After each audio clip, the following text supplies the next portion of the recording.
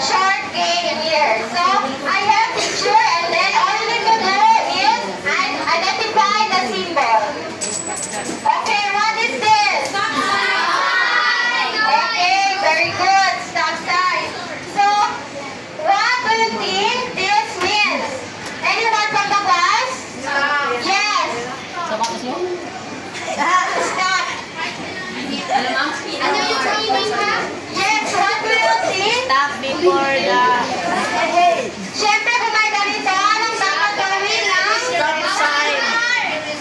Raise your hand before speaking. Anyone? Yes, ikaw. What do you think this means? Sinabi mo, go.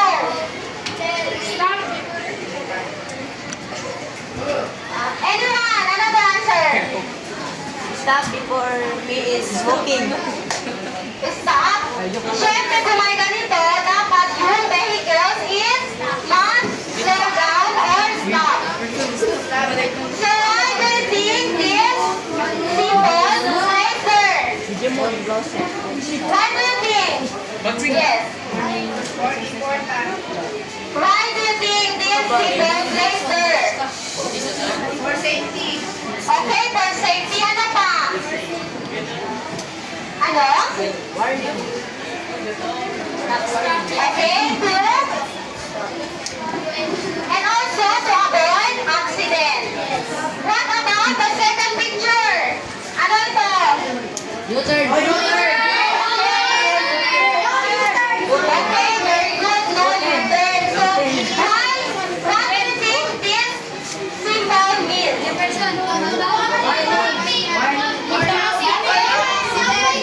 To avoid traffic. Please don't answer in chorus. Raise your hand. Okay. Okay, to avoid accident. And then, okay, to avoid traffic. Very good. What about this? Ano to? Pedestrian. Pedestrian? Lane. Okay. What do you think this symbol means? Okay, so it won't cause accident. Ano pa? Ano pa? Pedestrian lane. So why it is placed there? To avoid accident. Okay, to avoid accident. Okay, and also to people to pass. And then, especially that student. So based on our activity, what do you think our lesson for today?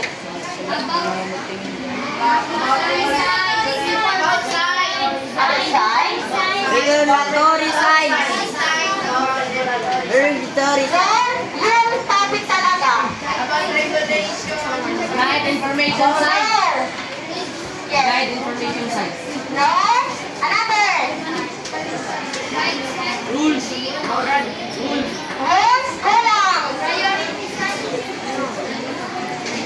Okay, our new lesson for today is all about. Rules Yes, no, no. and symbols. Okay, very good. Road, traffic sign, and symbol.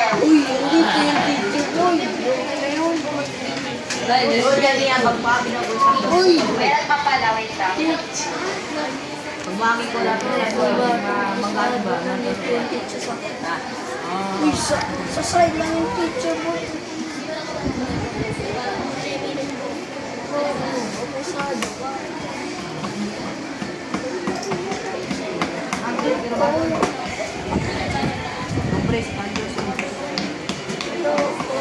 So, before tayo mag-proceed sa lesson natin is, meron tayo ibang objective. So, everybody read.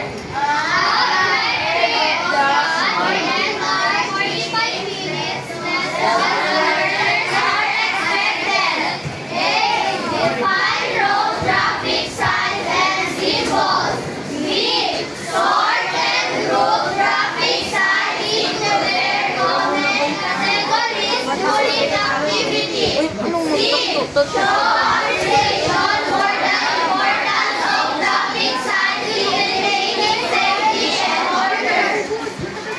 Okay, very good. So, ito yung matutunan nyo at the end of our discussion or lesson. Okay? So now, let's proceed to our discussion, which is the road traffic sign and symbols. So, everybody read.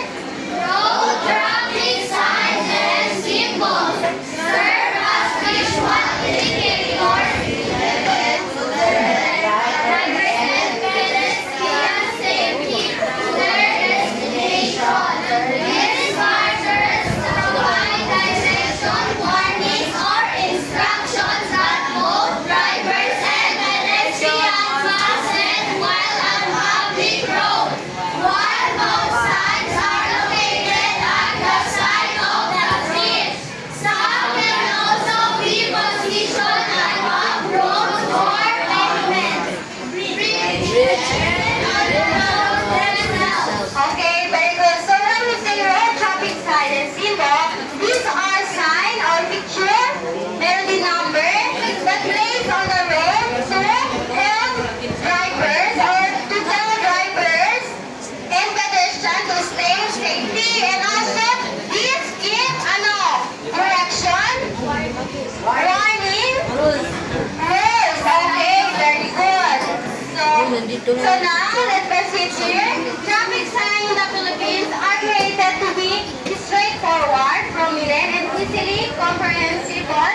They are typically displayed in large letter or depicted as clear picture or symbol.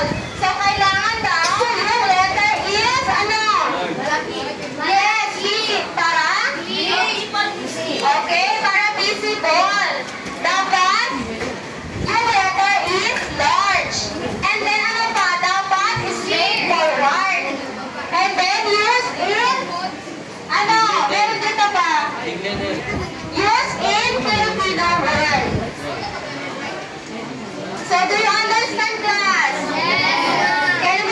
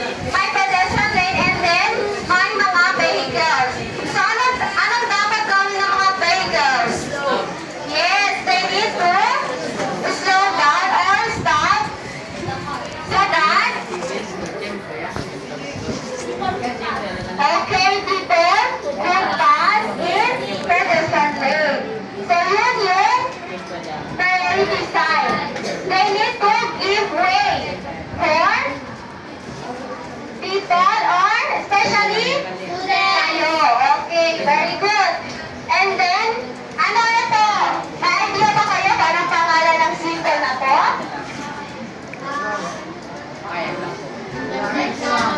Anyone from the class? Alam nyo? Idea ba kayo? Wala.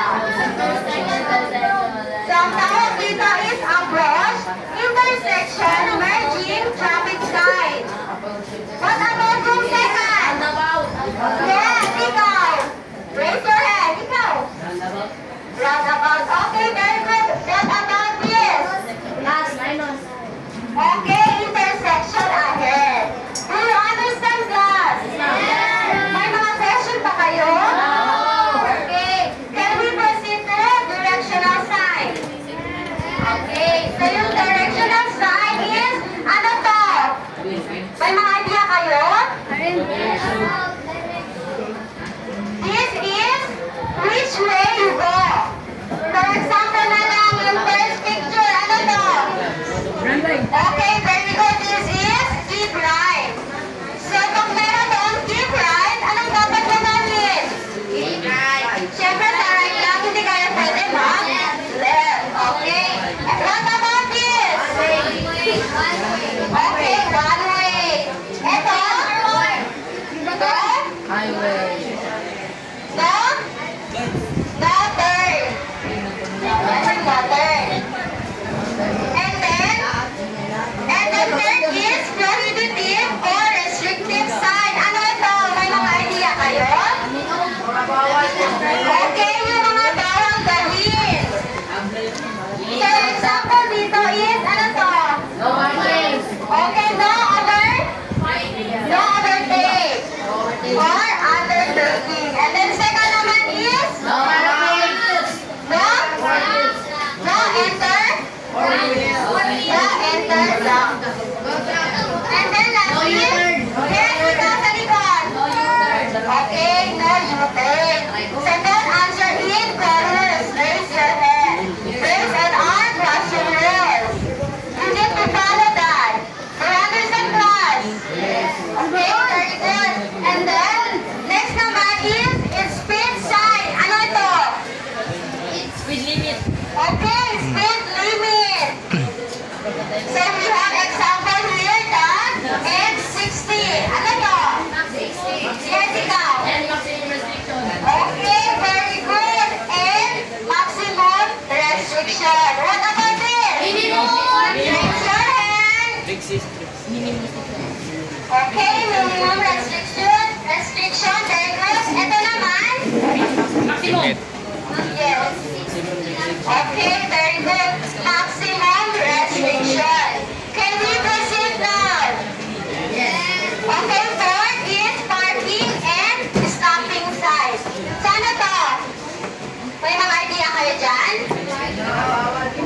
So yan yung kung saan pwedeng mag-park or hindi pwede. So boss, lista natin ito makikita. Slow down. Raise your hand. Park. Mall. Igid ng Store? lako. Restaurant ka. Hospital.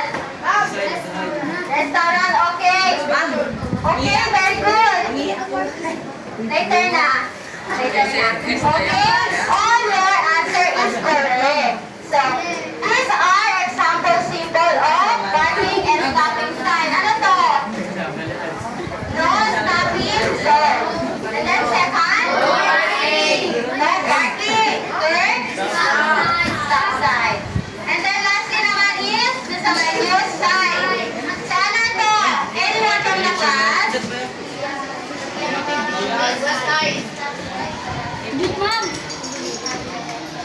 No, mali. Ano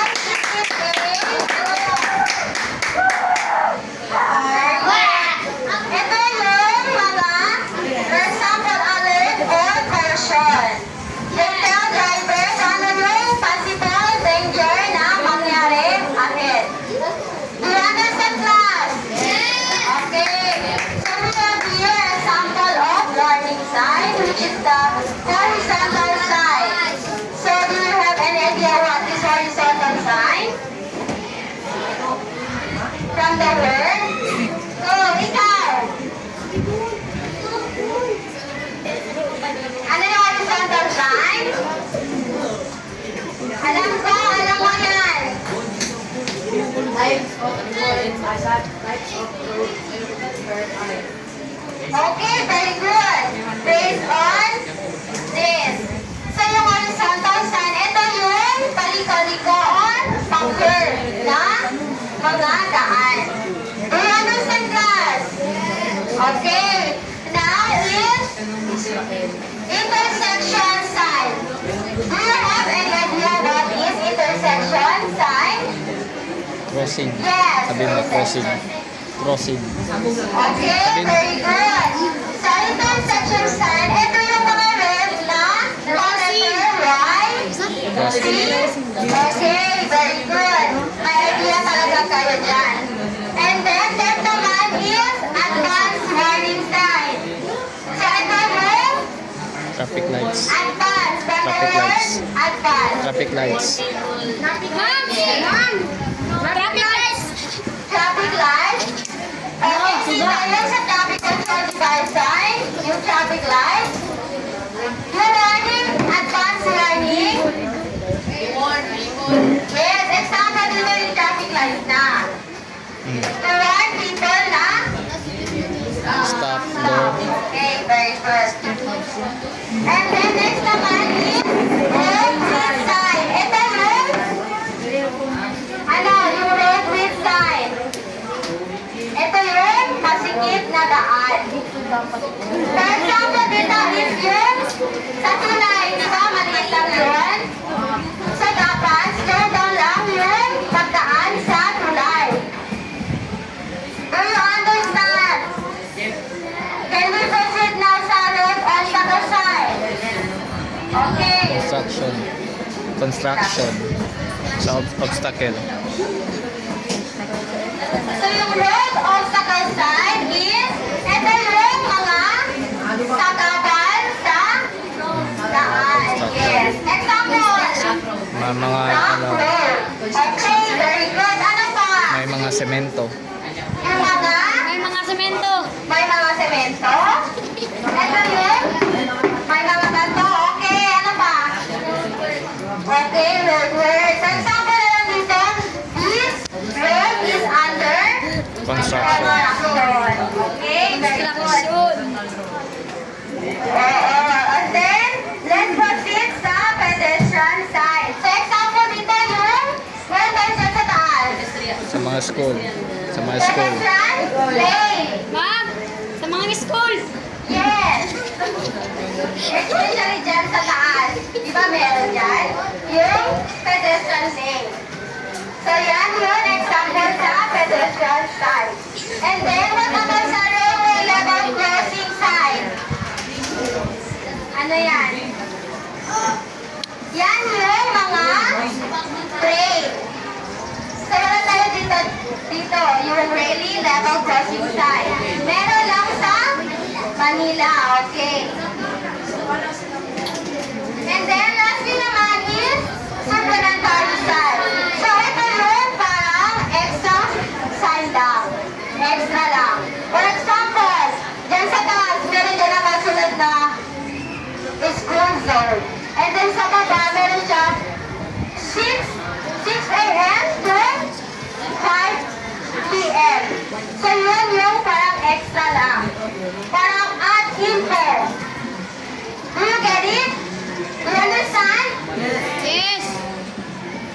So, yun yung supplementary side. Parang extra lang. Add information. Parang mas lalo yung malaman or maintindihan kung hanggang anong oras lang yung klase ng mga bata. Do you understand? Yes. Wait lang.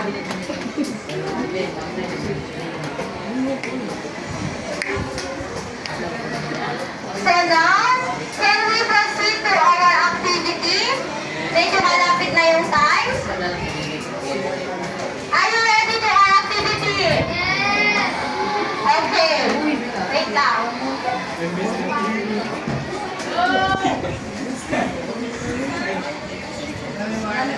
I need volunteer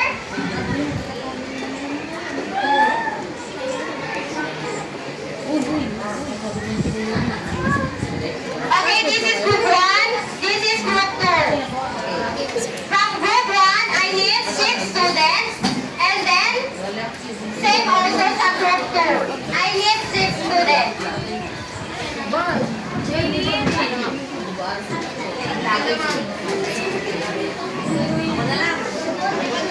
These are group 1.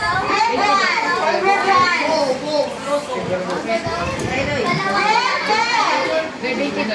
So these are the mechanics.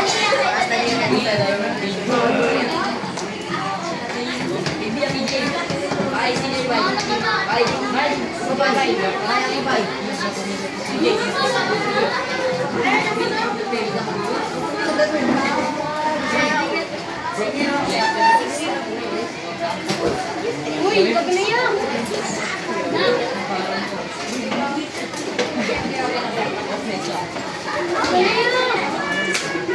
So these are the mechanics. Na-open ko na yung I need 6 students from the group 2 and 6 students from the group 1.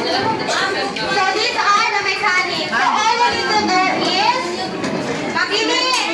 Class, makinig.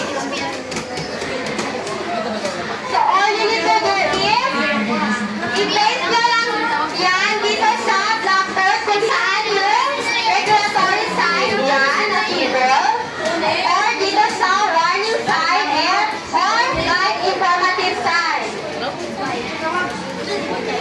Do you understand? As I say go, you need to come here. Are you ready?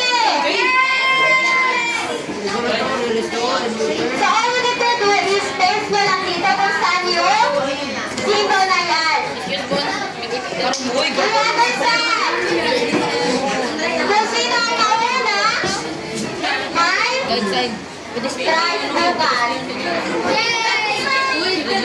So are you ready? Group 1, are you ready? Group 2, are you ready? Okay, ready? Nandito yung face. Ano nyo lang?